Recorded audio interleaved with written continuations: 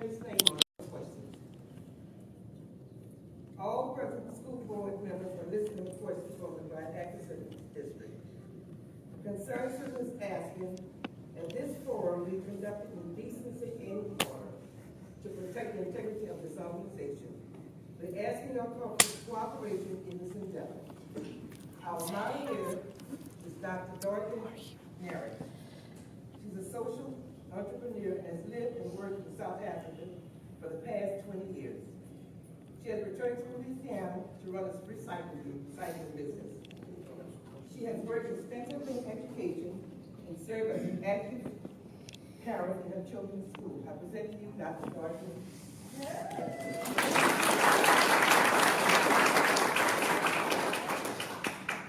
So, good afternoon, good evening, hello, how are you, everybody? Hello. Coming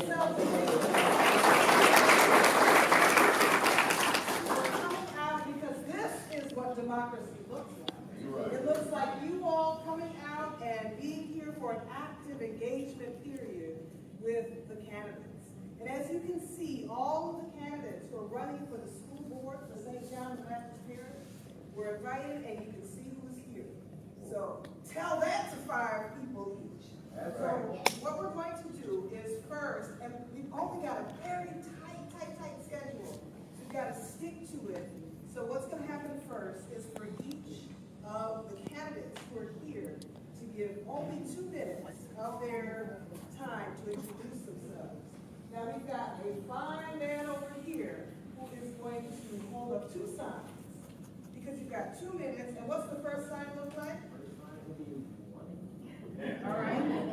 And then what's the second sign look like?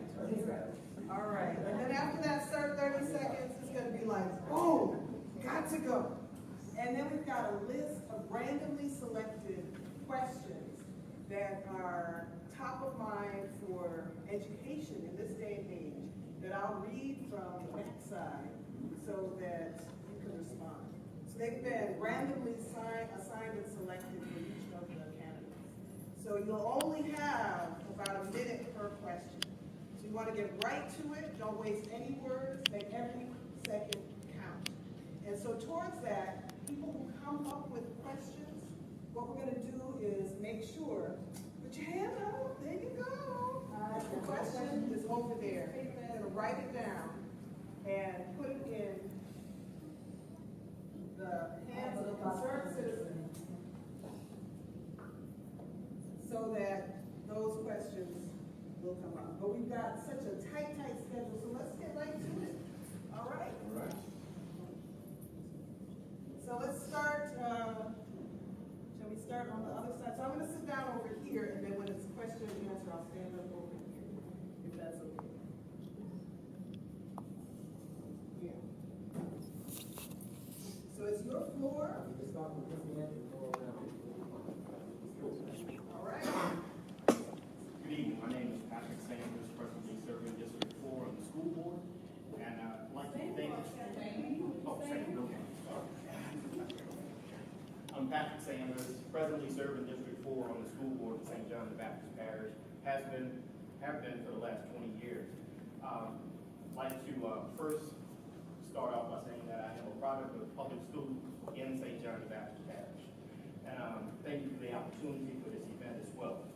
I believe that I am the most qualified candidate for this job through my years of service in the school system as a board member of the executive committee, the personnel committee, and the finance committee.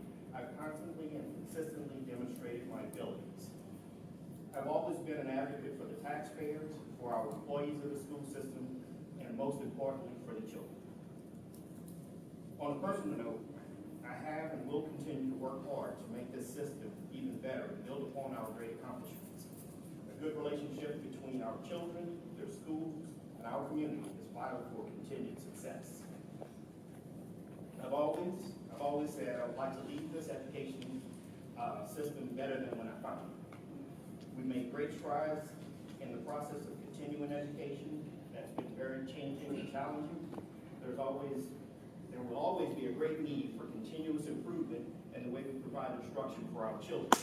Let's continue to do this together. I'm looking forward to implementing in the next term our parental involvement plan or program, equipping parents with the tools and knowledge to become advocates for the children, change makers in their schools, and leaders in their communities. As a school board member in St. John Parish, I've worked tirelessly with my community, fellow board members, the superintendent, and his or her staff, to make our district a quality school system. Our children's future is important. Therefore, I humbly ask the support of the people of District 4 for their vote on November 6th. The vision begins believing that all students can and will learn. Thank you. All right.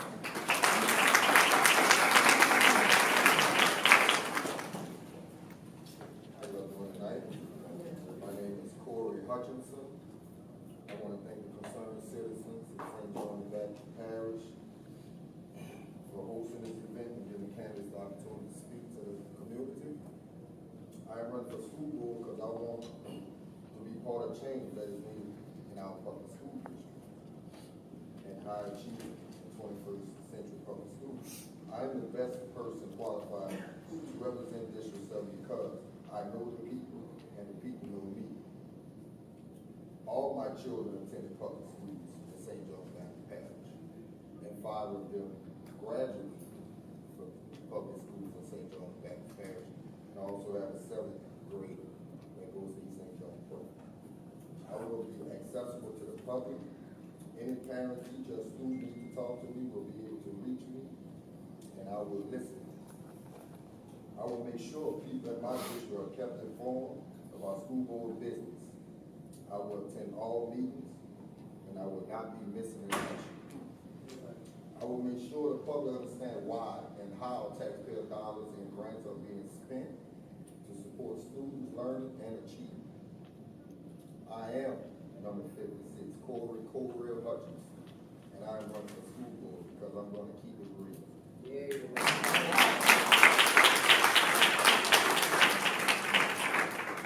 Good afternoon. I'm Chandra Apparel. I'm the candidate for District 11 School Board.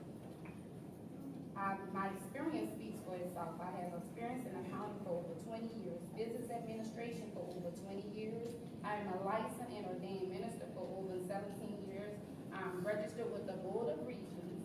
I'm the founder of Word of God Ministries International. Also, I am a licensed residential and commercial contractor for over 15 years.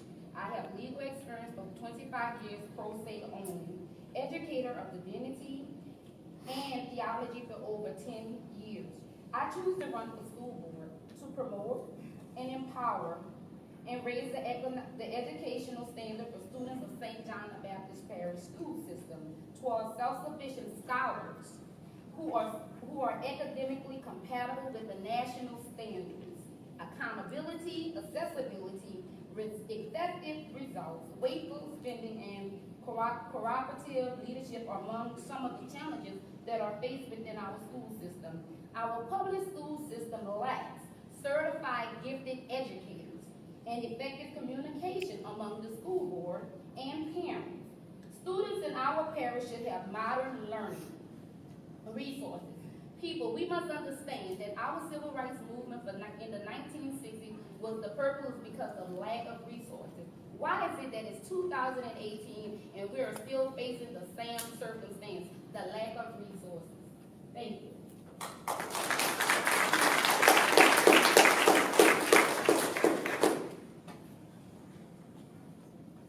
Hello, my name is Raven Warren, and I'm running for District 6. And I'm taking a stand to taking our kids to a new level. We have kids, I am a product of St. John the Baptist Parish.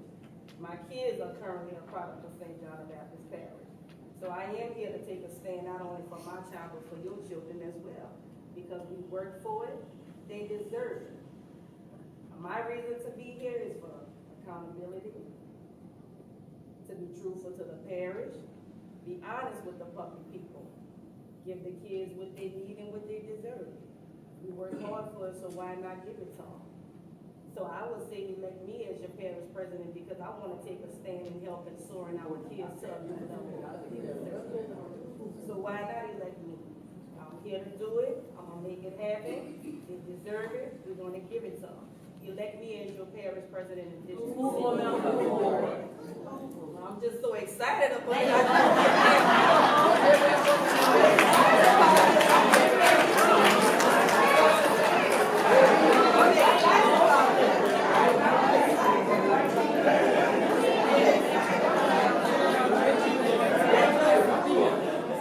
At the school board in District 6, I will be honest with the public. I will bring passion and understanding as a parent with the kids in our district. I will make student achievement the #1 priority. That's right. And I will support the policies that will help our kids and our school soar to the new levels of achievement. Vote for Raven Warren number 55.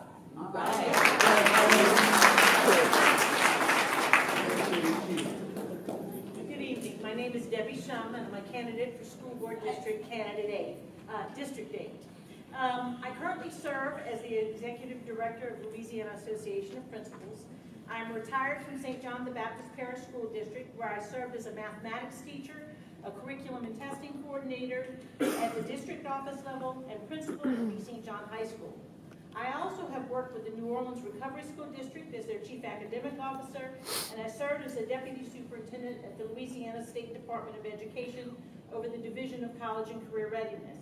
In addition, I currently serve on the Governor's Blue Ribbon Task Force on Safety and Security in Schools, and I have also worked on raising the state's graduation rate, and the division I worked in was able to raise the graduation 4%, which was the highest growth in the nation for that year. My family has lived in St. John the Baptist Parish for 41 years, and 31 of those have been serving St. John the Baptist Parish school system. I've been blessed with 3 children, Amy, Heidi, and Brian, and with a wonderful husband, Galen, who has put up with me for 41 years of marriage. My children are all graduates of East St. John High School. I believe that a quality education is absolutely the best thing we can provide our students and our community. I share this to let you know how extremely important I believe it is to have access to a quality educational experience. I am committed to using my professional experience and qualifications to help build a school system that focuses on the needs of students. We are not living up to our potential. St. John Parish currently ranks 42nd out of 70 in our district performance score. And our teacher's salary scale is not competitive with surrounding parishes. St. James is 3rd, St. Charles is 6th, Jefferson is 13th, and St. John is 36th. We need to ensure that we actively engage the entire school community in all aspects of our schools. Thank you very much. I hope I can count on your vote on November 6th. Thank you.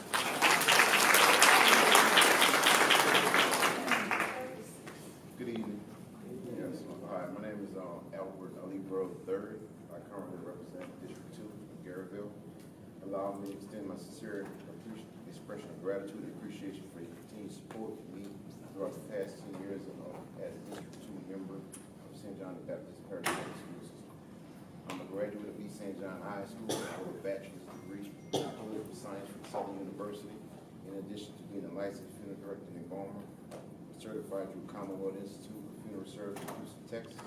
I am the director of the 40th Judicial Appellate Drug Court, as well as the director of House and Brown Funeral Home in Garyville. Since being elected as a member of the school board in 2007, I have been privileged to serve on the state's Democratic Central Committee for District 57 in St. John Parish Democratic Executive Committee. As the current president of the school board, I desire to seek re-election to request to continue to serve my community by rendering the pinnacle of services and programs that will ensure our children excellent education and academic standards that will ultimately facilitate a master plan for the future of public education in our parish. Thanks.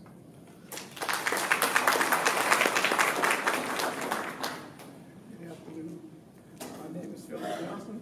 I'm a candidate, District 7 School Board. I'm a resident of the class. Been a resident of the class for 34 years. Served on the school board for 20 years. I'm a member of the Finance Committee and co-chairman co-chairman on the Insurance Committee. And what I like to do is, if I'm elected again, to make sure that our teacher salary go up. We get a little bit more accountability in our schools with our kids, because they're the most important thing that's what we're all here for our kids. And I wish that you take the time, give me your vote. Thank you.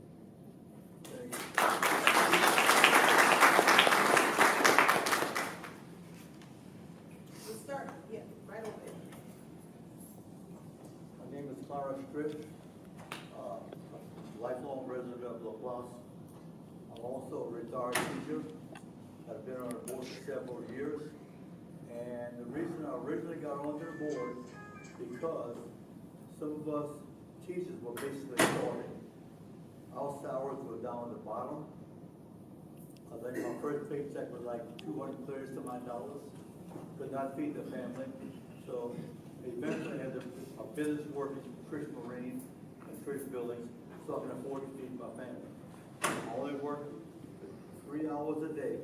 That's all I could afford to give the school system. I'm proud to have 2 of my students as board members here. I felt that some of the things I've done were very, very important. Number one, you cannot find good teachers if you don't pay them. Little things I did when I first started on the board, found out a lot of your businesses here were not licensed and were not collecting sales tax. So all of a sudden we found a better way to do it. We started auditing businesses.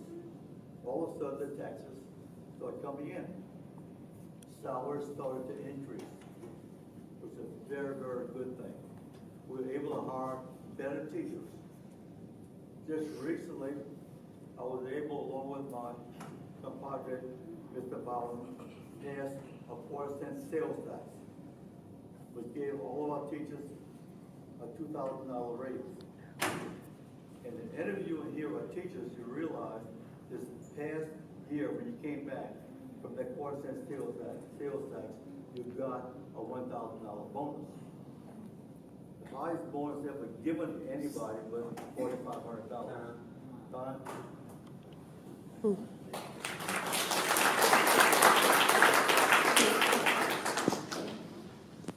everyone, my name is Pearl Foreman. I'm running for school board member District 4.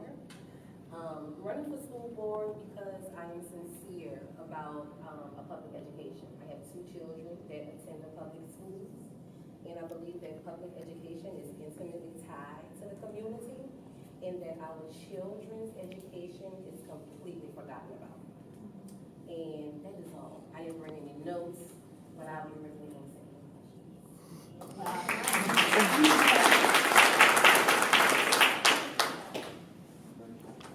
Good afternoon, everyone. Thank you for the concerned citizens for hosting this forum, which is very unique. My name is Keith Jones. I'm the current incumbent of District 6, which I've been for the last 16 years.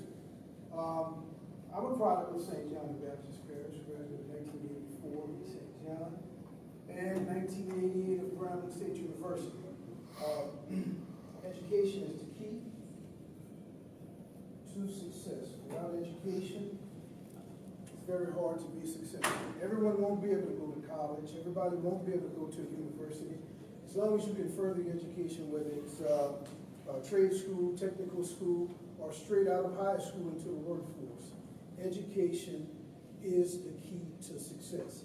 I'm currently a current business owner in LaPlace. I own real estate. I graduated from Grambling in business management. I own a local real estate company here in my district, which consists of rental property. Again, I've been on the school board 16 years. The school board is the biggest employer of the parish. We have a $70 million budget, annual budget. I am the first to tell you that teacher pay is definitely a big concern of ours. security in schools. Just this year, we've added 10 resource officers at East St. John. This year started out kind of rough. We had several fights coming in, so we've taken time to add more resource officers at East St. John and as needed at other schools. The person at East St. John will deploy them to different schools as needed. My district is District 6, which is 80% south of the airline and maybe another 20% north of the airline. Okay. Thank you, guys. I'm number 54 in the ballot. Thank you.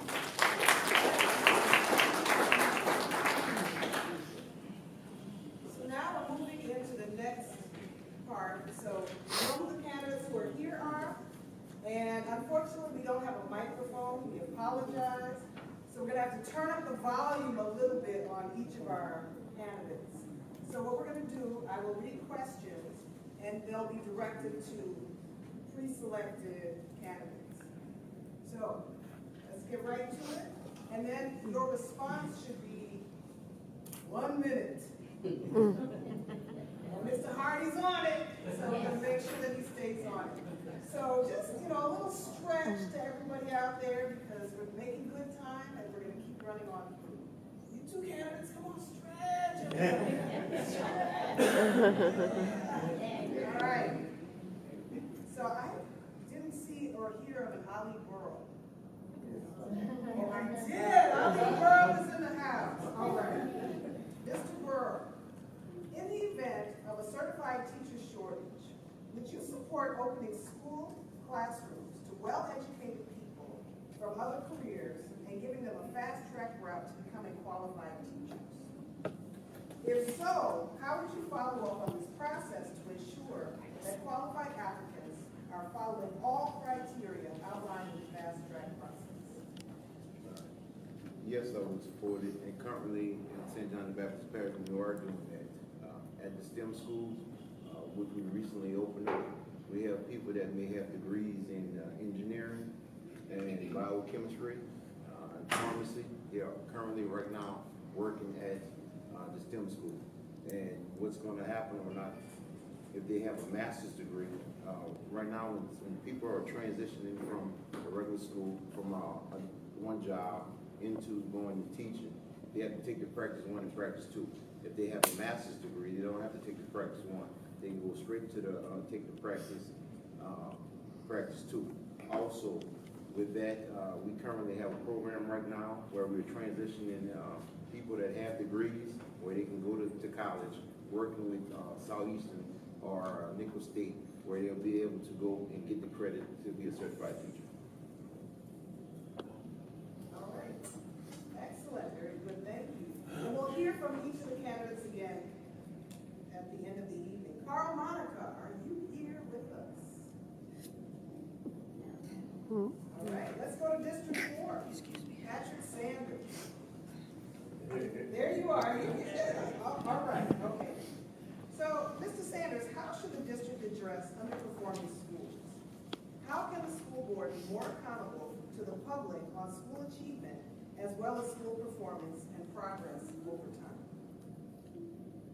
Handling low-performing schools, the best way, in my opinion, is to put your most certified teachers in those areas, your most veteran teachers.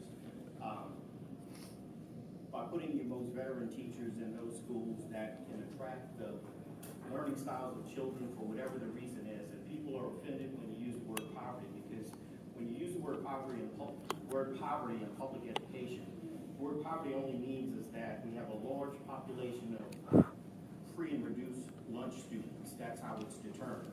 So when you're dealing with underperforming schools, I strongly agree by putting your most certified, most veteran teachers in those classrooms.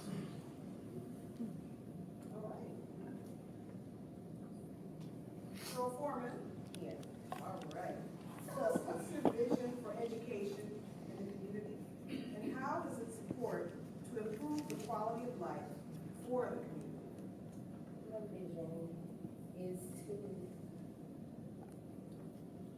My vision is for the kids to have what they need and the resources for the parents to have. I'm a product of Fifth Ward, the fourth district that we're voting in.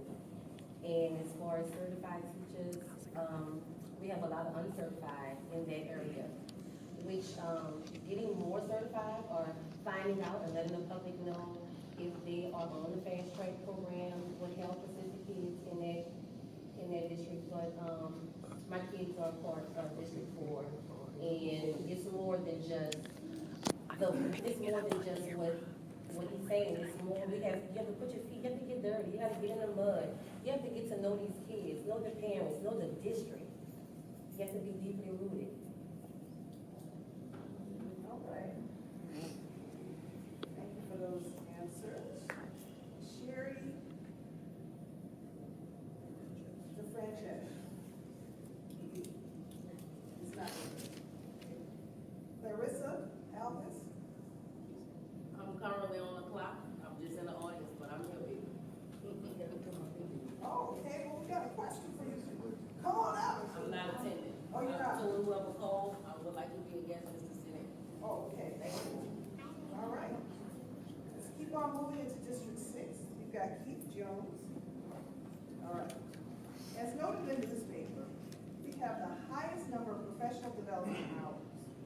So what information have of that to our district, which includes teacher pay, includes support pay, different reasons how we can bring the kids together and improve the graduation rate, which St. John Parish is number 30 at.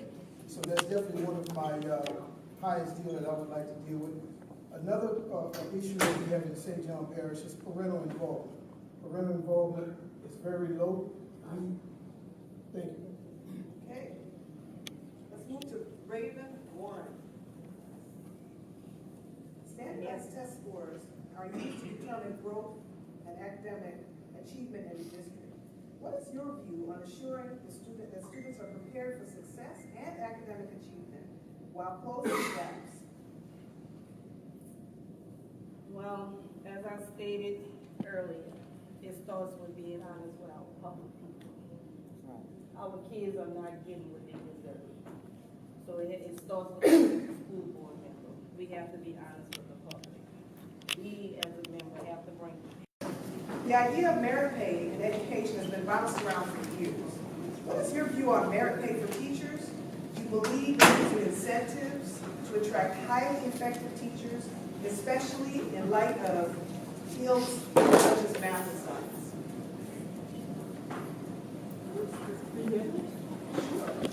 So the idea of merit pay in education has been tossed around and talked about for years. What's your view on merit pay for teachers? And do you believe in using incentives to attract highly effective teachers, especially for subjects like science and math?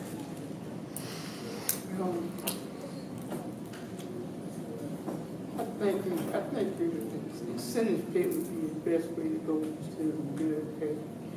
I think teachers are given incentive to do better in the classroom, make a better teacher, and a better product. So, is everyone able to hear? No. Can you, can all of the candidates stand as they give their response from now, in lieu of our microphone? So, My voice is coming. it's okay. We're with you. Well, what I'm saying is, I think merit pay wouldn't be the way that I would go out with the incentive. I would offer incentive pay teachers that we get more out of them, and then our kids be afforded that extra effort from the teachers. So I'm all for incentive pay. Okay. Thank you. All right, let's move to Corey Hutchinson.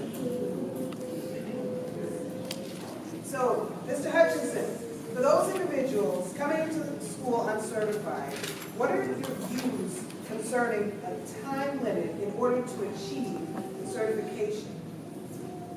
Well, I guess that'll be up to the board to come up with a policy locally for a timeline for to come up with, to be qualified, whatever position for his teaching or anything dealing with students and the kids, or councils, or anything dealing with that, it should be a time limit.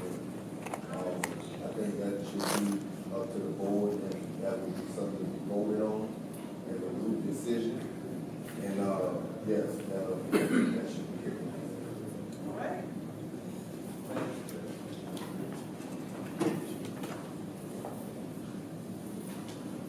So Debbie Shaw. Hey. So Ms. Shaw, in the current state of education in the U.S., what do you see as the role of charter schools as part of the education process here in St. John the Baptist Parish, and why? Okay. Do you want me to stand or leave? Yes, Okay, please. I'll stand. I have a booming kind of voice, but I'm going to do this. I think that what we need is choice for all of our students. I think we have to be very careful when we talk about charter schools. I think there has to be a lot of supervision that comes from the local district to say that they are following the same rules and guidelines as everyone else. Charter schools were originally intended to be innovational. They were supposed to be for a specific, perfect area in a particular sort of fine line of academics. But sometimes what happens is a charter school will start up, it will go for 2 years, and then it will fail, and then the unfortunate people in that case are the students who are in the building. So we have to make sure we caution every single school that is covered in this district to make sure that they are following the same guidelines as everyone else, and that there is monitoring that happens to make sure that our students don't fall through the cracks. I've seen a lot of schools, some charter schools do very well, some charter schools don't. Just like in everything else, it takes a lot of monitoring. Thank you. All right. Okay, thank you. So let's go to District 11. We've got Clarence Treach. Mr. Treach, given the current situation with the safety of our children in our schools, so many issues, bullying, drugs, violence, environmental issues, what plans would you suggest to ensure the safety of our children? So many years ago, somebody decided every student on our campus should be wearing a uniform. So when somebody's walking on a campus that does not have one, we can have the police there in a hurry and take care of the situation before anyone gets hurt. We also have what I call a clear bag policy. So kids cannot bring guns or knives without easily being seen. That's one of the first things I did, and this was done years ago. We need to have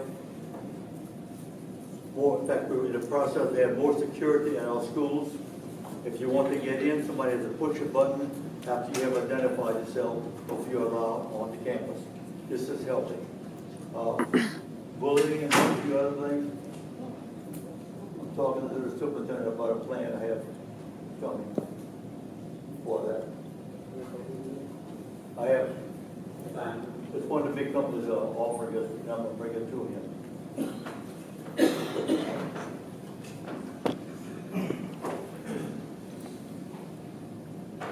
Chantrell Carrollton? Ms. Carrollton, what are your views on allocating education funding in your district so that money follows the child? Well, we have a plan for allocation of money. The first thing I would do is I would examine the budget and find the funding that's available, that's in inappropriate line items, and allocate it to the places that needs the more diligent attention to advance our students to a higher learning. The issue that we're currently facing in the schools as it relates to the funding is that there is a lack of accountability and accessibility to the public records. Due to that situation, it causes a conflict because the public is not truthfully aware of the funding. So I would diligently look at the budget first and find the monies that are not being appropriately applied and apply them to the necessary line items. All right. Yes. All right, have we make it through the first round of. We're gonna do another round. Round 2. So, yay. Vote for the children. So, let's start. I'm gonna switch up the order a little bit so that we now deal with more issues. So let's wait until the microphone is checked and set up. 1, 2. We are live and direct and loud. So let's hear more from our candidates. All right, Mr. Sanders, given the previous discovery of air quality issues near our schools, coupled with the fact that this area has been dubbed Cancer Alley, what provisions do you suggest be made for the health and safety of our precious students? Thank you. From a legal aspect, we've been given certain information from our attorneys as well as the attorneys on the portion of the NANCA side in terms of air quality. It's important that at this point that I get more involved to understand. I'm going to the meeting on tomorrow night to get more involved on what's going on with the air quality, especially in the reserve area that affects the students at Fifth Ward and East St. John High as well as East St. John Elementary. In terms of the quality of air, we've all seen the reports. There's a negative quality of air in the area. We really have to track that by focusing on the students, focusing on the area where the students are, where the concern is right now. We have to look at it from a legal standpoint and assist the community on this. Okay, thank you. So Pearl Foreman, your turn. All right. How will you engage the community to improve public schools in the district? How will I engage parent involvement? They're saying is the #1 issue, but we have to get out there and know how to reach each other. The one thing that we should do is make sure that we get in those schools. We have to get, as a leader, we need leaders that will be visible, accessible, ones that we can see walking in the school. It doesn't take just a voice or the word that we're saying tonight. We have to put these things into action. They have to be in action. Don't start these things now because voting time is going on. These things and these problems have been going on for some time. My district, District 4, Fifth Ward, has been a failing school for years. Yes, they sit in the midst of DuPont, but like you said, so does Fifth Ward and East St. John as well. But Fifth Ward has a big communication problem. It's going to take somebody who's willing to learn the job, get out there and know who these students are, know who their parents are, get connected with the people. All right. So let's go straight over here to Mr. Treach. What can the school district do to retain its teachers? We've heard over and again that we're having difficulty retaining teachers. So give us some information on gathering information and just keeping teachers. Lesson #1. If you're going to teach, you expect to get paid. You expect to be able to bring enough money home to feed your family. Okay, this was my endeavor when I first became a school board member. There are things that we can do. And that's passing another tax. If the community allows us to do it. And I have a very bad feeling about that. The next thing we can do is to get every person in the state of Louisiana to start working with their legislators and find out why the state is holding back about 30% of our funds that we should be getting.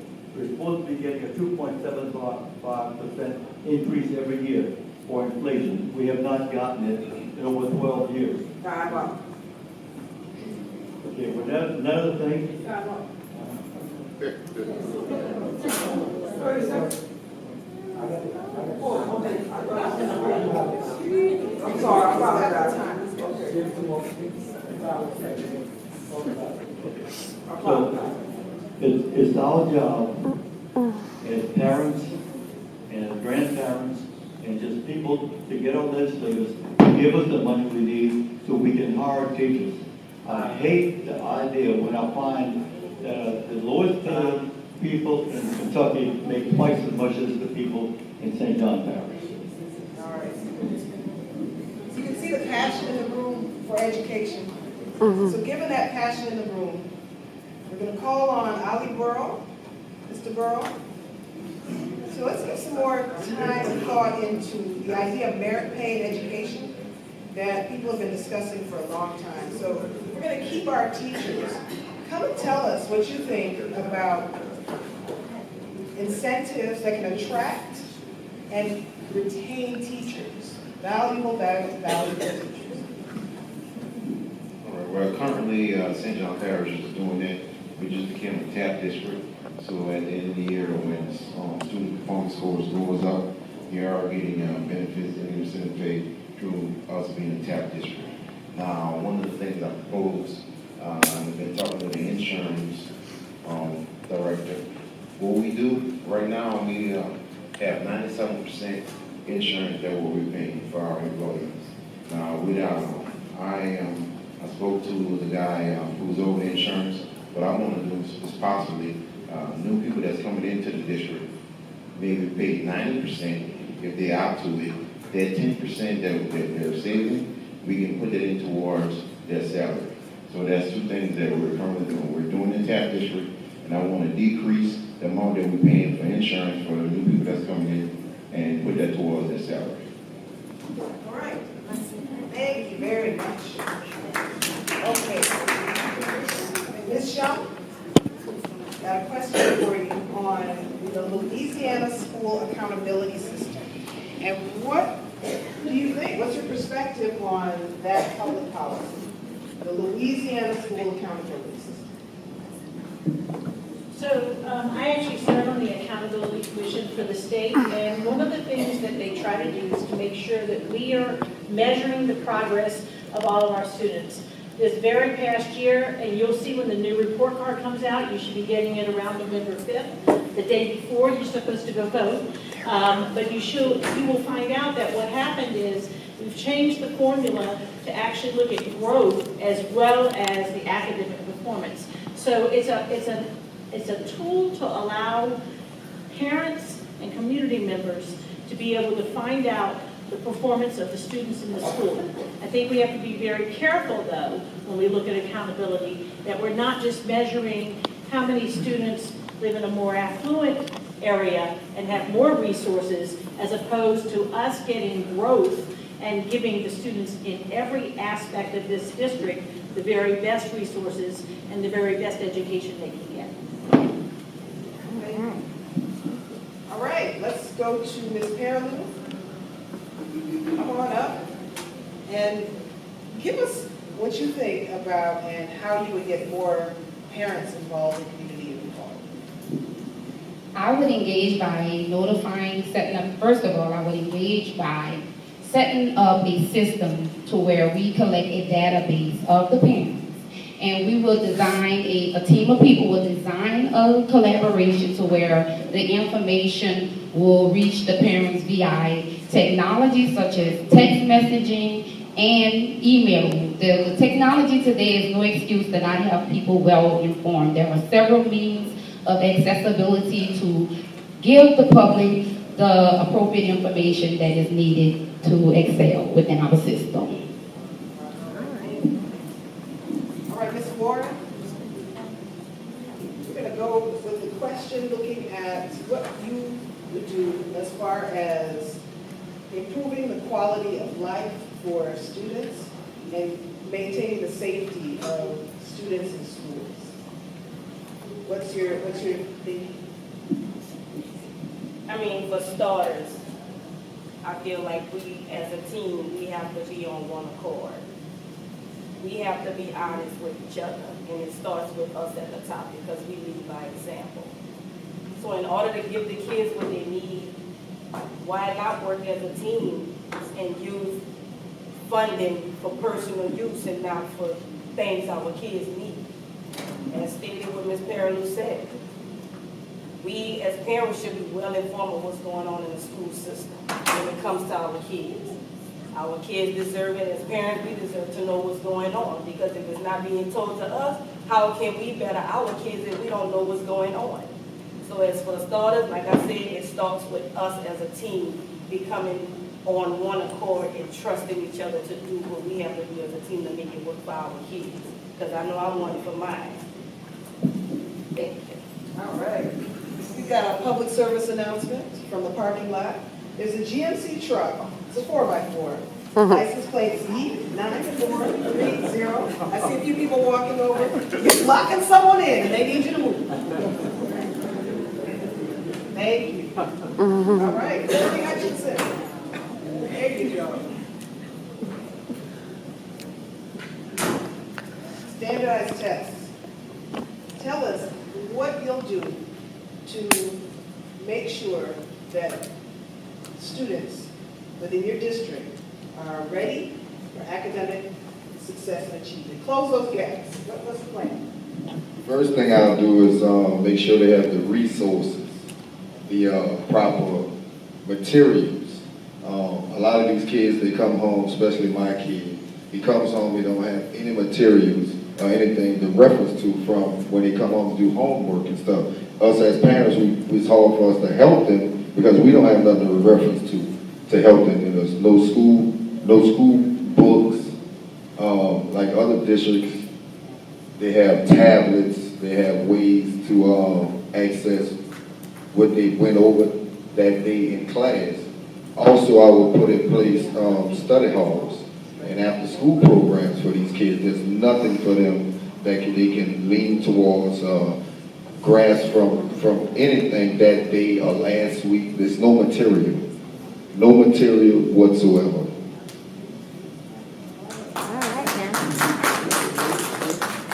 Okay, Mr. Jones, same question. What would you do to close the achievement gap? Yes,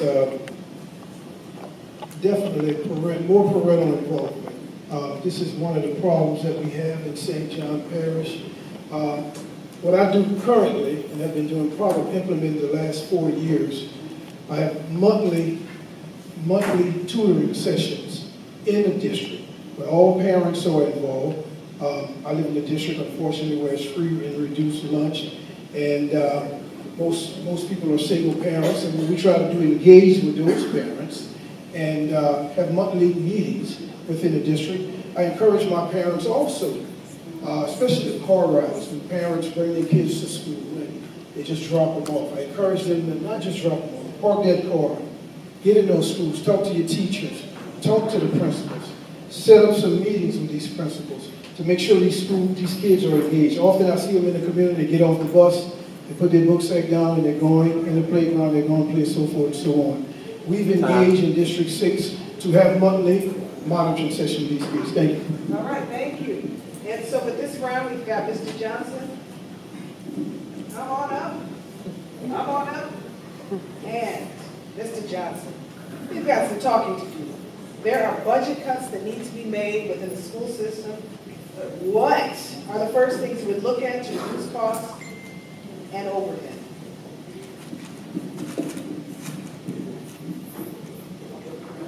First thing that I would do is, before I would talk about doing any budget cut, I would look at our budget for the year and see exactly where we stand.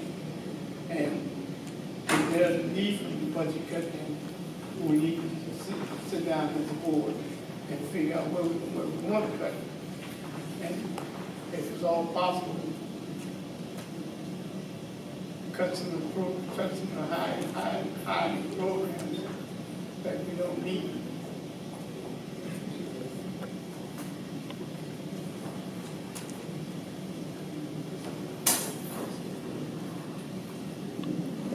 Thank you. Okay, let's give a round of applause.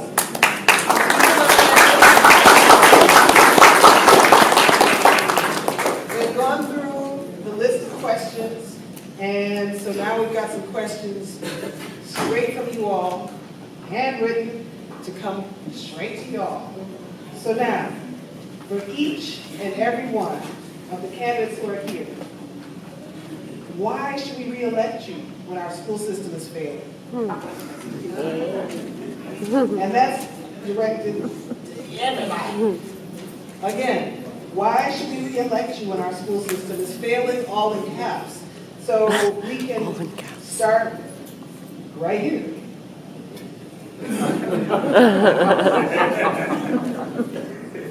Great question. She's good. Great question. Unfortunately, this is a work in progress. We definitely feel we're at a average school right now. We were B last year. We have dropped another grade, unfortunately. However, again, this is a work in progress. I think our number one problem is not enough certified teachers. This is something that we're working on to retain certified teachers as it relates to, because we're having some turnover. Everybody knows it. We're having some turnover. We have some teachers leaving, going to our neighboring parish, St. John and St. James. And pay is an issue.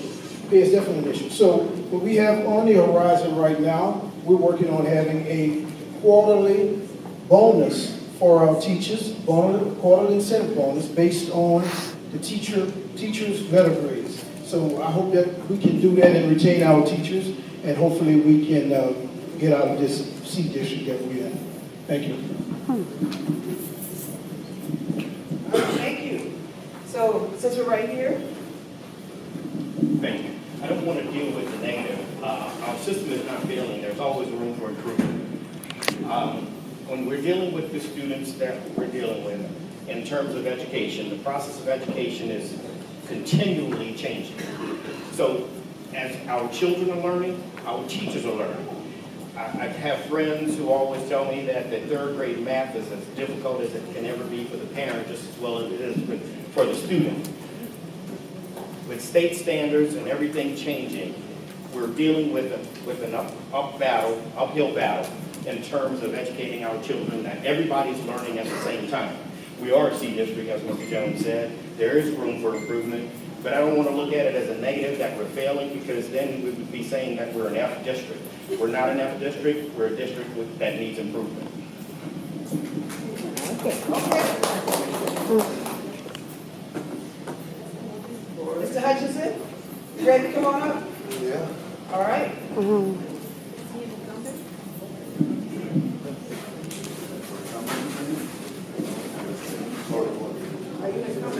No. Oh, okay. So that question's for incumbents. You don't look like it. So who are the other incumbents? So I'm plucked right from outside, so I don't know what's happening. Right? I'm here. Okay, come on. Student number 1, student number 2, Mr. Tree. We're gonna teach you how to speak some rural parishes. We have a little bit of a problem. First of all, we're not failing. We're not doing as well as we should. We're still not failing. I talked about previously, we have to pay our teachers. But I have a little program called the Gold and Silver Card program. The kids make good grades. They work a little bit harder, and I'll make sure they get a little card. And I have 70 stores will give them either freebies or discounts. So I'm working on that end, working with the kids. And by the way, I was in the class for 24 years. And I always found if you can get the kids, give them incentive, it will work. Okay, thanks, Mr. Trish. Yes. Thank you, Mr. Thank you, Mr. Trish. Okay, who else do we have as an incumbent? Mr. Burrow. Hello, test, say good one. Looks like you lost it.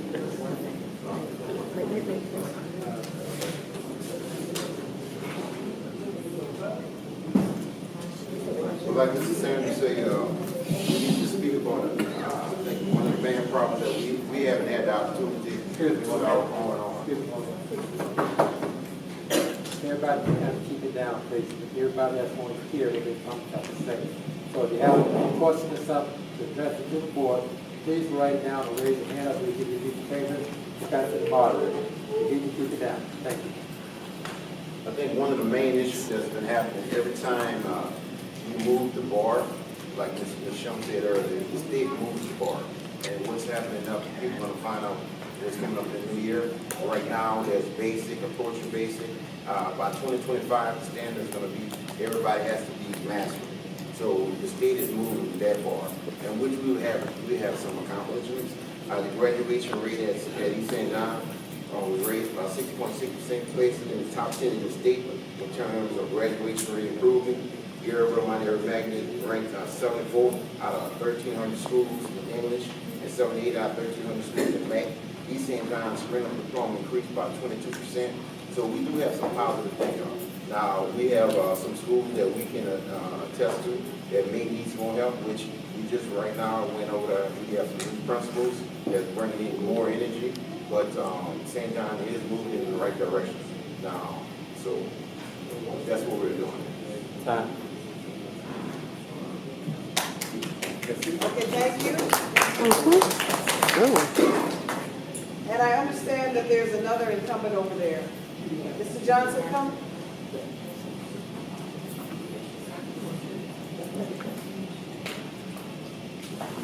The question again, to remind everybody, the question we're asking, why should we vote for you? Because people aren't happy. The system is failing. That was the question. Well, I think it should go for me because Okay, we're gonna have to work with this microphone because I know you can't hear him. I can't hear him.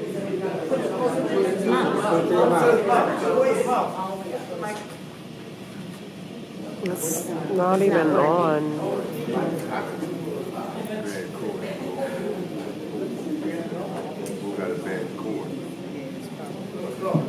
All right. Oh. Here we go. the reason why I think you should vote for me. Because I care about the kids. St. John Parish. And I think that if we some kind of way to get our teachers, get our pay raises our teachers. Our school grades already up, but we can get them a little higher than what they are.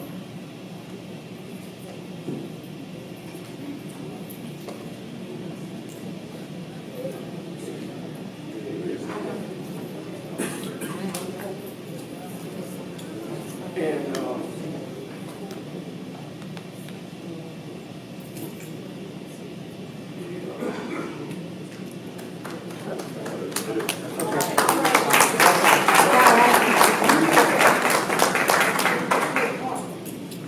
All right, thank you. No, I'm not anymore, but I just wanted to ask, will the new people who are trying to become members get a chance to say why we think they should be us? I'm just asking. Yes. In fact, I think what we're gonna do also is a round of what you would prioritize and why you. I think people here want to know why you. So we've got a whole long stack of questions over here, including one that's saying, what are you gonna do to improve the present ratings of schools, how they're rated right now? So that's not just for incumbents, that's for everybody. Correct? Mr. Hutchinson, to talk about and tell us what you're gonna do to improve the present ratings of schools.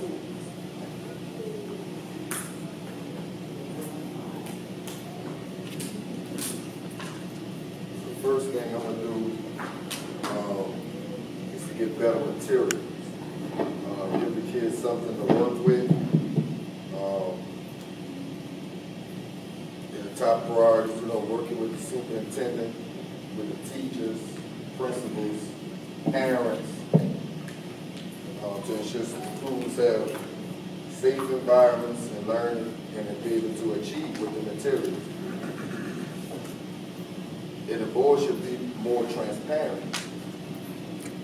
and coming together, working with the kids, working with the parents, to bridge that gap, because some parents have different problems, more economical. Some parents are under the poverty line. They have different issues that most of them do, and the kids are taking on grown people issues and taking it to school. So, Okay. that ain't enough time. It's not. It's not, that's Look 30, at all what the is that, people. 30 seconds? 1 minute. Getting it, And counting, come on up. keeping it real. Okay. What will you do to improve the schools, the ratings of the schools? We've heard how many times that St. John the Baptist is, what, number 30? 30-something. 30-something? But St. Charles is number 3? 42nd. Come on, now. St. James number 3. Was it St. James is number 3? Okay. So, how will St. John the Baptist Parish come up because of you? First of all, how will St. John Parish excel? Because of me, because I'm a visionary, and I have the skills and ability to solve problems, and I don't that to get effective results for the best interest of the people. My skills and ability allow me to collaborate with agencies that will provide a tool that would allow our children to excel academically by collaborating with higher learning institutions, and also allowing those institutions to implement programs that have our students pre-prepared for vocational or higher learning methods. That's how I intend to make it. All right. Okay, let's go around. So there's no rebuttal. It's just a matter of continuing to share the experiences, the perspectives and views of each candidate. So if, Ms. Warren?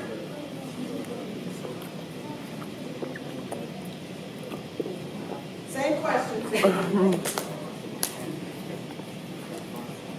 Okay, to get me elected, I would listen to and reflect the concerns of our community to get us on a level that we need to be at.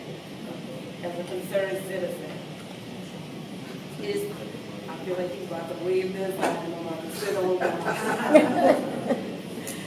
But honestly, just to get us on a level, get us on one page, you know what I'm saying? We just need to come together. You know, we need to, it's only right that we as a team put the community on notice of everything that's going on, because without notification, how can we make it work? How can we fix anything if we don't know what's going on? So as a team, I would say reflect the concerns of our community and share what's going on, and we can make this rock and get on the level with every other school they got going on. So that's why we should elect you. Exactly. All right, come on out, Ms. Shaw. Same question. Why you? So I think we need to have a sense of urgency. I don't think we can sit and wait for people to take action on things. I think we need to have a strategic plan. I had to do a community records request to find out, do we have a strategic plan, and we don't. I think we need to make sure we involve the community, our employees, and all the parents in what that plan should be, and we need to measure it. Every 6 months, we should know, did we make this goal? Can we move on? Because if we don't act now, then the students who are in our schools today are not going to be ready. There won't be colleges who are ready. We have to do something to make sure we have a plan that spells out what steps we take, where we go, and how do we make sure our community is behind us in moving on that picture. Thank you. Okay. That is Ms. Foreman, right? All right, come on up.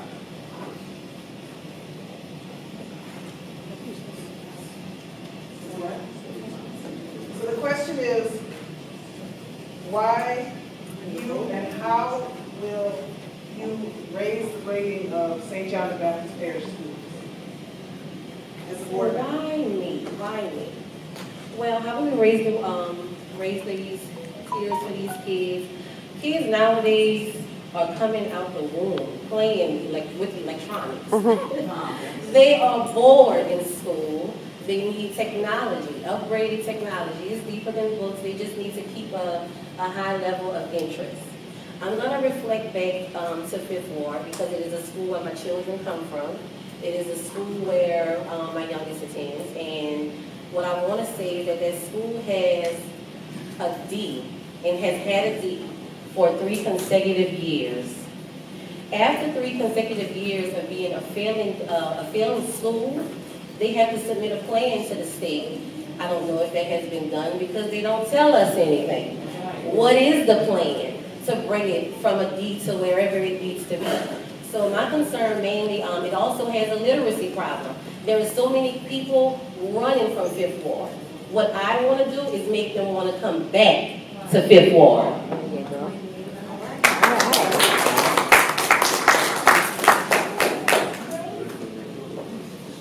Okay, reply with them nicely. So the next questions, you've got 2 minutes.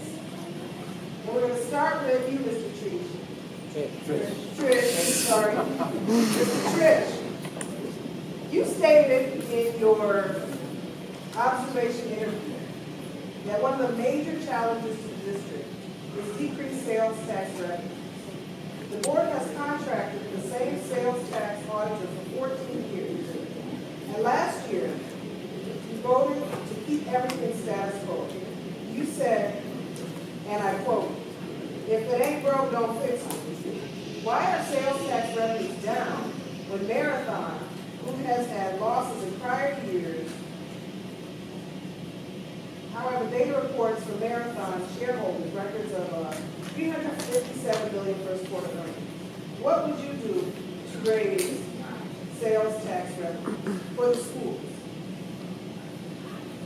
Well, first of all, it's necessary to take a ride full of bus.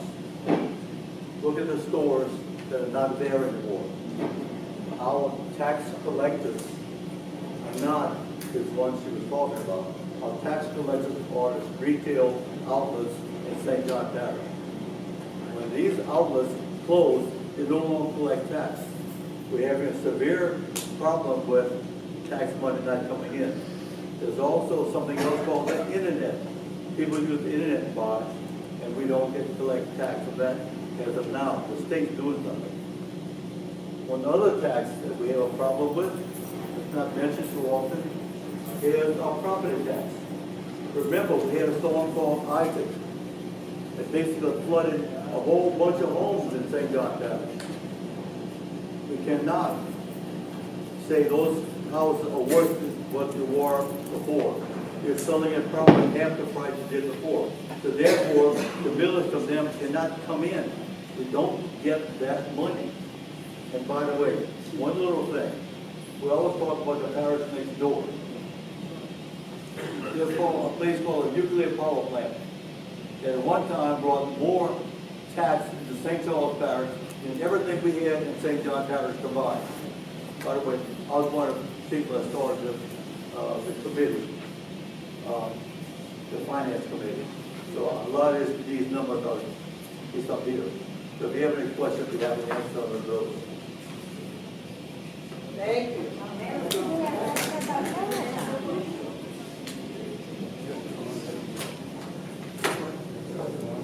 Okay, there's an announcement. Okay, the moderator said you have 2 minutes now. You can take the full 2 minutes. When I stand up, I got the 2 cards back again. When a minute's up, or when you got a minute up, I hold a minute up. So don't feel like you have to crowd through it. You got 2 minutes. 2 minutes, not 1, 2. Okay. Okay, so we've got some. Testing 1, 2. All right, thank you. We've got some questions that are specific to particular candidates. Nice. Okay. So we're going to start with Keith Jones. Much better. In reading the career track for diplomas for the state of Louisiana, as included in the East St. John High website, core courses as well as work keys and work-based experiences are included as part of the requirements.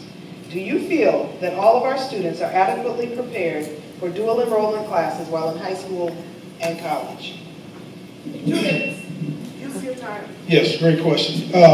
Yes, I think they are. We do have dual enrollment with East St. John, coupled with Nicholls State University. Southern University and UNO. We're doing dual classes with those universities, which are preparing our students for college life and to further their education. I think it's very important that most of our students take advantage of this. Our counselors are very involved with implementing this with our students. We're actually starting with 10th grade students. We're not starting as seniors. We're not waiting until these guys are seniors. We're starting at the 10th grade level and preparing these students for the dual enrollment, which is very important for. Yeah, please watch that. You don't want any tripping tonight. No. All right. So Pearl, do you see yourself primarily as a representative of the community or as a representative of the school system? 2 minutes. I would say both, a representative of the community and the school system. As a representative of the community, you have to know each and every one of your voters, or try to get to know each and every one of your voters, students, parents. That's how you know what the kids are going through, if they're going through something. If you know a parent, you can kind of even turn around to them and say, hey, I'll tell your mom. So I would say both, for community and school.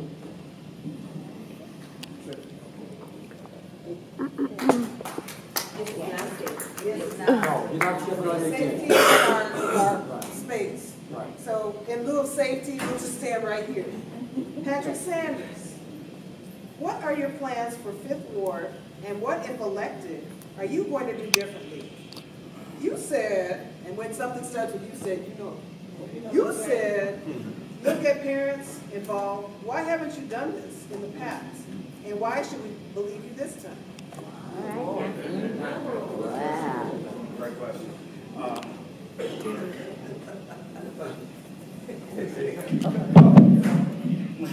It's been, parent involvement has always been a problem in St. John the Baptist Parish, at 5th Ward and in other schools. Starting this new parental involvement program, getting parents involved, a parental symposium will be one of the first things that we do at 5th Ward, but for the entire parish. In terms in the past, it's easy and we can sit here and talk about parents. It's hard to get parents to come out to the schools for events. We just had a math night at 5th Ward. I literally stood out there and watched parents drop their kids off, and this was supposed to be a dual engagement deal where parents were supposed to come along with their children to work with the math program.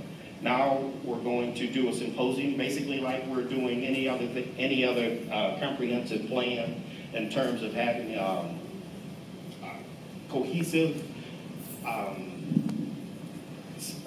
system where we're going to teach parents how to get involved with their child's education. They're going to go to classes, they're going to learn the new math, they're going to learn the new ELAs, the way we teach English, the way we teach math. We're just going to take a new approach in terms of getting parents out, involved, making sure they're involved. In terms of the past, we've attempted on many occasions and every school. It hasn't worked. It's virtually, I'm not going to say impossible, but it's virtually hard to get parents to come out to the schools to get involved with their kids' education. Okay, I could ask a whole lot of questions to each of you. So we're going to get into, there's a question for you, Ms. Schoen. If tough budget cuts need to be made to the school's budget system, to the school's system's budget, what are some of the first things you would look at to reduce costs and overhead? If I can everybody hear me right here? Yeah. Okay. So I just want to say that the most important thing is the students in the classroom.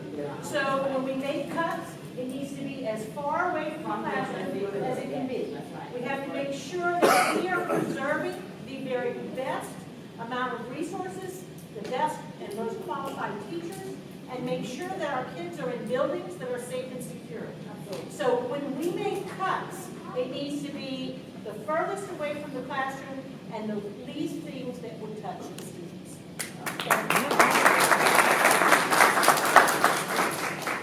Now this is for every everybody that it's an important question related to what plans do you have to promote the special needs students in this parish?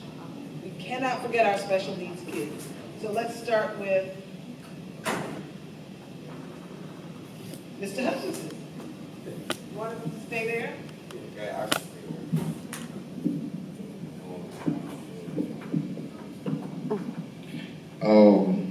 what we need more is parental involvement is important.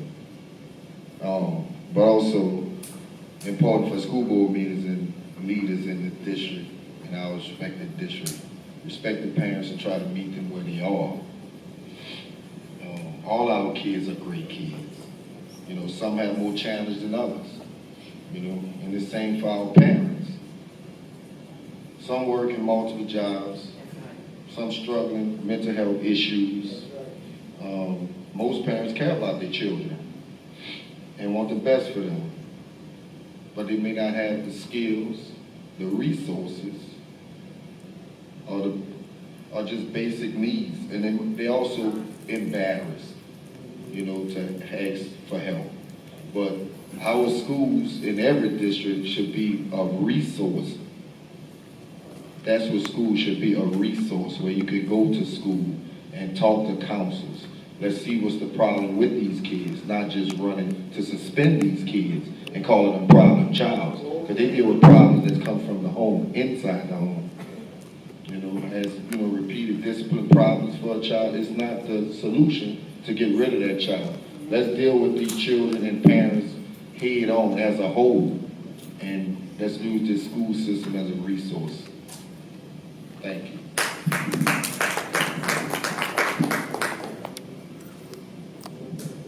So everybody has that same question. What are your plans for special needs students? Well, my first priority will be to look at the policies and procedure and implement a program with the special education educators and come up with a curriculum designed for those special needs individuals, those children that have special abilities.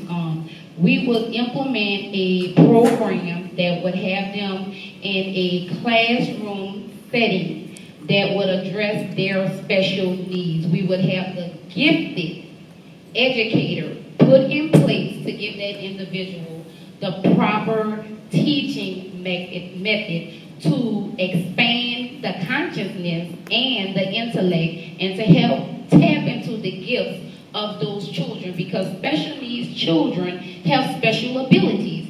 So in order to deal with a special ability, you have to be gifted to identify that special gift so that you can help that student be aware of their special ability and work with them where they are so that they can advance that special need. That comes with due diligence, time, dedication, and the appropriate resources to have the gifted educator there to provide the tools and the information to implement a program to help that child excel, not just the child, but the children that call for special need care.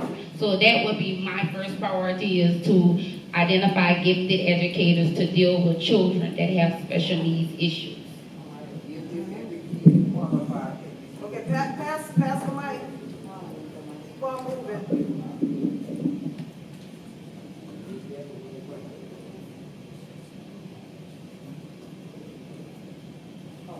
Your turn.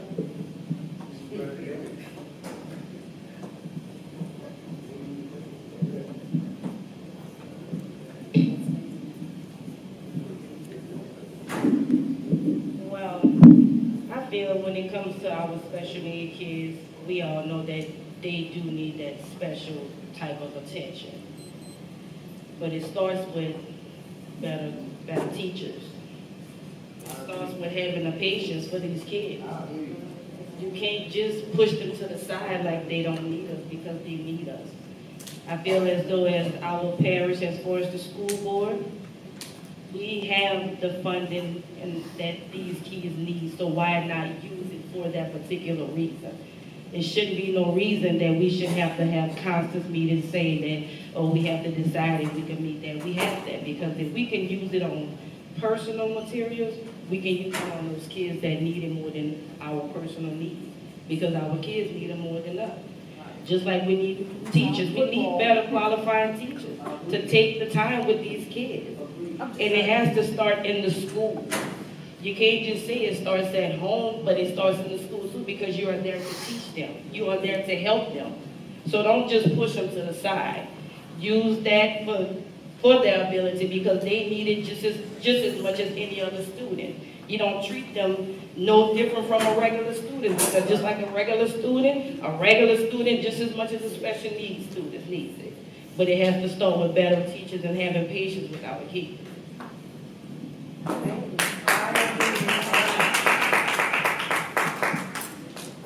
Thank you. I think one of the most important things we can do is show that our students who have special needs are included and counted the same as every single other student that is in a school.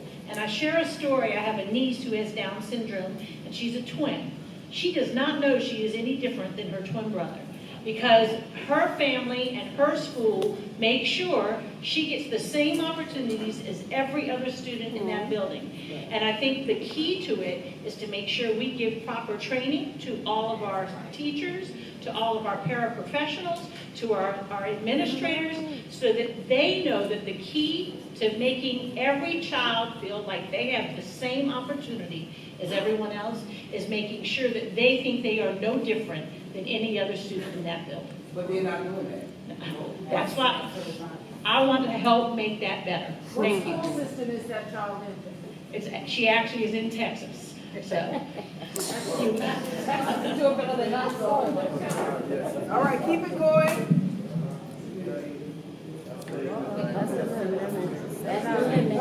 Whoopsies. Come over just a little. Just don't go in front of it. Right? What? I'm not gonna say I'm coming up here to just be the defender, but we have a special needs, a special education department right now, and it's called at Minesville. Now, one of the main things that probably needs to be done, and more intense, we probably not an outside person, because each child that has been identified with a special needs, they have to have an IEP. Where it may be falling in the gap as, whereas they're not following the IEP, either it's from the teacher, you're not implementing in school, or they're not doing it at home.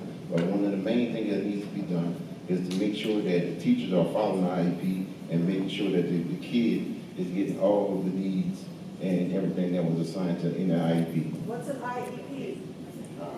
That's a diagnosis that they normally have. They have to schedule a meeting with someone from Minesville, and that's when they do the evaluation, and then we will determine the cause of their, is it severe, do they have a learning disability, anything like that. And that with that IEP would identify that and see if they need an extra teacher to come in and help them to make reading. They may be reading on a slower level. So that's what the IEP does. So we just need to make sure that the IEP is implemented and is being followed through. All right. We're gonna move the microphone just a little, so that, Can't find the people to work with these kids. This is a serious problem. I mean, I have seen it. I taught school for 24 years, and we've had that problem ever since I started teaching. And there's nothing we can do if we can't find the people. And if you go to the colleges, you find out almost nobody's going to education. I mean, let's face it, if they're gonna go get a degree to make teachers money, they can go and work in a plant to make 3 times more. So this is our biggest problem as of today. We need to pay our teachers and pay maybe the special ed teachers more.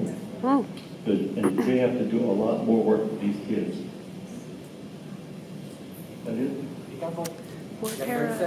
Yeah, 30 seconds left. Well, the big thing is, again, let's get back down to the thing is, We have to have the finances. If we don't have that, we cannot hire the right people. We have to take what's left over. So we please, talk to legislators, make sure we start getting the money we need to run our schools. Okay. Thank you. All right, we have Mr. Johnson over here. So would you like to come on up? And then we'll finish up with three candidates.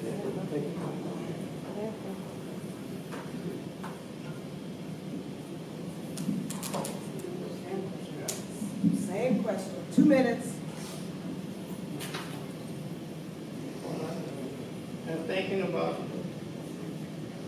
is that we need to come up with a program that we can pay our special ed teachers a little bit more money so that we can make sure that when we get in the classroom, we don't have to worry about what this teacher's making and what kind of salary, they're gonna be making next year, because I think they move special ed teachers, they move around a lot. Free and reduced lunch students, that's how it's determined. So when you're dealing with underperforming schools, I strongly agree by putting the most certified, most veteran teachers in those classrooms. All right. So Foreman? Yes. All right. So what's your vision for education in the community? And how does it support to improve the quality of life for the community? My vision is for the kids to have what they need and the resources for the parents to have. I'm a product of Fifth Ward, the fourth district that we're voting in. And as far as certified teachers, we have a lot of uncertified in that area, which getting more certified or finding out and letting the public know if they are on the fast track program would help assist the kids in that district. But my kids are part of District 4, and it's more than just what he's saying. It's more, you have to put your feet, you have to get dirty, you have to get in the mud, you have to get to know these kids, know the parents, know the district. You have to be deeply rooted. All right. Thank you for those answers. Sherry, the franchise. It's not. Clarissa Alves. I'm currently on the clock. I'm just in the audience, but I'm here, baby. Oh, okay, well, we got a question for you. Come on out. I'm not attending. Oh, you're not? To whoever called, I would like to be a guest Mr. Senate. Oh, okay, thank you. All right. Let's keep on moving into District 6. We've got Keith Jones. All right. As noted in this paper, we have the highest number of professional development hours. So what information have... The question is, what are your top 3 priorities? My top 3 priorities is 1, restructuring policies and procedures. It's very evident that the policies and procedures that are already existing have been failing us. The second thing is to reduce wasteful spending. Accessibility, accountability, to reduce the wasteful spending. And a third priority would be to collect our money owed from industry and apply that funding in an appropriate place so that we can hire additional certified gifted educators. That would be my goal. If I'm elected for District 11, I will be an intellectual person. I will be accountable. I will be accessible. I will get results. And most importantly, I will always remain to be a voice for the people.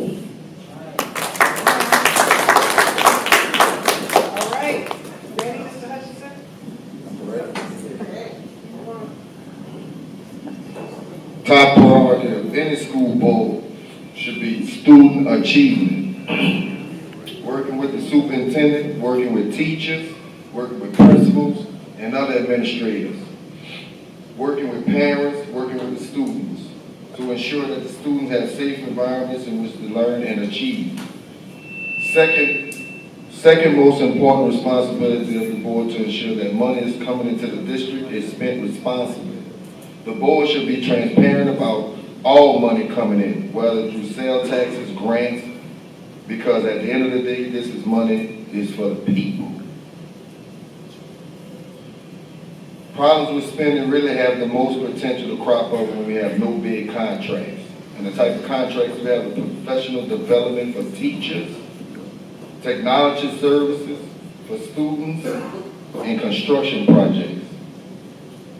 Thirdly, a 21st century school model is one that has the best technology available for the kids and also keeps it real about the challenges that kids are facing, which may keep them from being able to learn well. For instance, lack of stable housing, mental health disease, transportation issues, and limited income.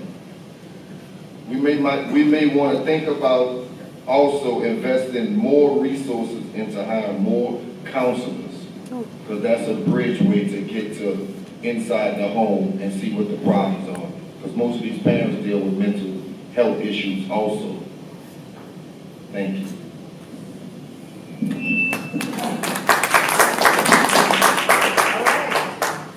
Come on up.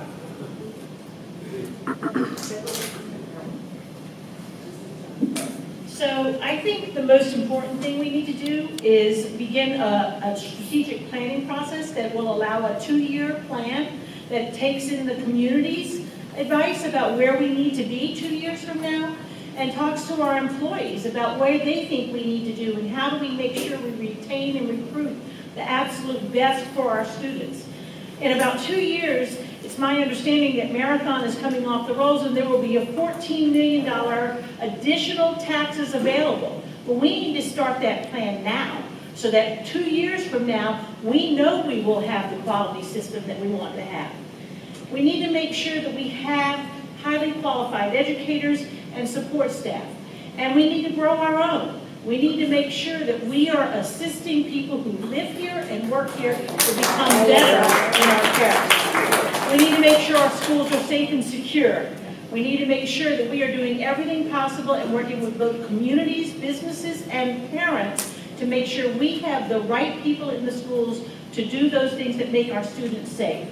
And we need to make sure that we are also offering every career curriculum possible. And I think we need to change from just STEM, which is science, technology, engineering, and mathematics, to STEAM, which is including arts, science, technology, engineering, arts, and mathematics. And I think that will make a big difference. The other thing we need to do is we need to make sure our students are first. Every single dollar we spend, everything that we do in our system needs to make sure that our kids have the absolute best opportunity when they graduate from high school. Thank you. Thank you very much. All right, here you go. Priority number one would be student achievement, to make sure that every kid, every child in our school gets the best quality education that we can possibly provide. Number two would be parental involvement, to make sure that parents are involved and informed about the quality of education, about how to assist in educating their children. And then number three would be to advocate for our employees, to make sure that our teachers, our paraprofessionals, our support workers are compensated in a way that it's second to none. Someone said that we're the largest employer in the parish. Let's make sure that we're the fairest in terms of payment, fairest in terms of wage for our employees that are presently here. It's been said over and over again that our children are not getting what he or she deserves. In the words of number 45, that's fake news. We're doing our best to make sure that we're providing the best quality of education according to state and federal mandates. We're providing the best quality of education that can be provided. We're equipping our employees with the best tools and resources that are necessary to educate our children, and I'm willing to take anyone through any one of our schools to see what's actually going on in the schools, that teaching and learning is going on in our classrooms. And the vision begins by believing that all students can and will learn when given the proper guidance, the instruction, and motivation. Let's move this vision forward by continuing a system that fulfills the educational needs of every student while demanding high expectations from all stakeholders. That's me as well as you. Thank you. All right, thank you. Who's next to go? How about? Yes, that's a simple answer. Our top priority, top priority in St. John Parish is our kids. We're in the kids learning business. If anyone of my colleagues, and I'm sure no one thinks like that kids are not their priority, I think you're in the wrong business. So to answer your question, definitely number one is kids, student achievement. My second priority is teacher salaries and teacher retention. We spoke about that earlier.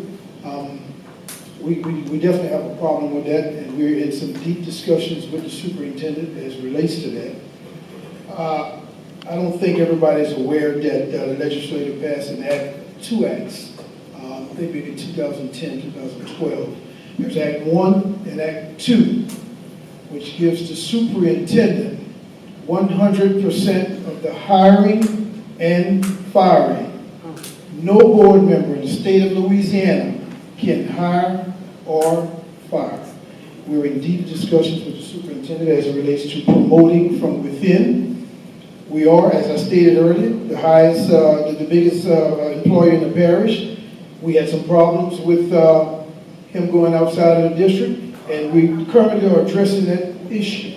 So that's number 3 of my top priorities. And I would also like to state that not just the teachers, not just the principals, everybody forgets about the support workers, the bus driver that picks that kid up in the morning. That's the first person that kid sees, the bus driver. Next person that kid sees is the cafeteria worker or the custodian who greets them at the doors. We're all talking about teachers, and they're very important. I'm not saying that, but those support workers are very important because they help those kids in the cafeteria. Those cafeteria workers make sure our kids are fed. So that's definitely my top 3 priorities. Thank you. Okay, thank you. All right.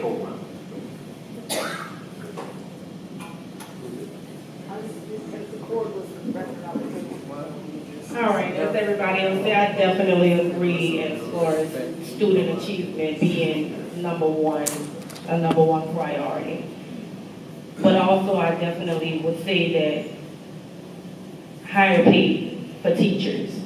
We have to get the right set of teachers in here because it makes no sense to have the teachers that we have that are good that are leaving. So we want answers as to why are they leaving. And if we're not given that type of information, how can we make that happen and get the teachers that we need when we already have the teachers that are good? They are the ones that are leaving. So I would definitely say student achievement and higher pay for teachers. But at the end of the day, I really feel as though it doesn't take for you to have professional development to know what you want for your kids. You know, we know what our kids need. So let's come together and make the plan work. Don't just speak about it. Let's make it work as a team and make it happen. So I think that if we just put our minds to making it happen and doing what we need to do as far as getting what these kids need, anything is possible. We can speak it, we can also make it happen. But if we as board members is not being held accountable for what we are doing when we know it's not right, nothing will ever get better. It will ever get better. So I feel as an individual, it has to start with us. So if we're not being held accountable for our action, it won't work for our kids. So don't say, this is what we need, this is what we need to make happen. Make it happen. Don't just say it, make it happen. And if we're not getting held accountable for it, it won't happen. So I definitely agree with the student achievement and whatever it takes to get us some teachers back to where we need to go. Because I feel as though we should not be in a C status. There's no way possible we should be in a C status when we got surrounding areas that is ranking higher than us. So we need to make this work. And I definitely agree, it's gonna happen. We as a team, we can put our heads together and make it work.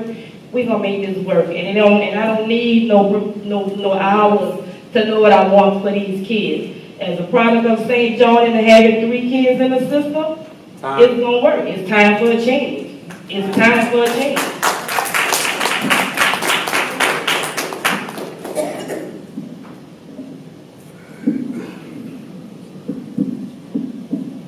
like to say that my top priority for the school system is student achievement. Next to that would be accessibility and support. If you are in a school system and you don't know your member, you out of luck. I had to reach out to other members, so just being accessible and supportive of teachers, finding out what they need in their classrooms. You put a lot of load on parents. It's a lot of talk about parental involvement, but they're giving us nothing to hold us accountable to. So accountability is my last. Accessibility, student achievement, accessibility and support, and accountability.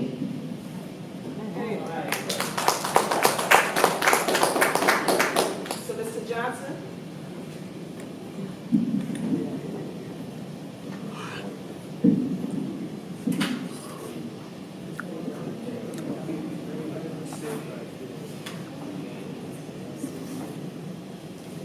You want to sit down, Philip? Right there, you want? That's okay. You good? Number one, teacher salary. I'm all for teachers getting paid to be in the classroom with our kids. Number two, it's accessibility. We should be able to, parents should be able to come to class, come to school and be able to talk to the teachers, talk to the counselors, talk to the principals, find out exactly what their kids are doing in school. If it's doing, is anything that's out of the ordinary, and they should know about it. Number three, I think that our school system needs to be revamped.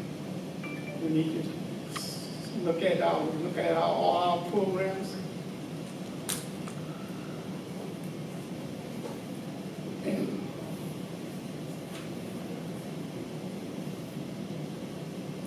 excuse me, come on, kind of understand. Look at all these programs that we have, and make sure that we got the right program for our kids. Some of the programs we have for our kids,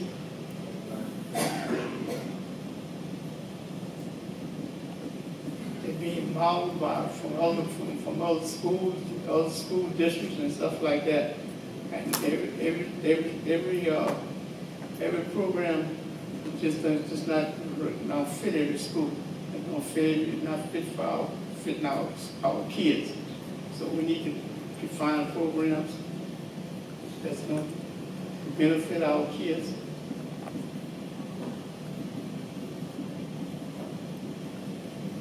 And that's all I can say.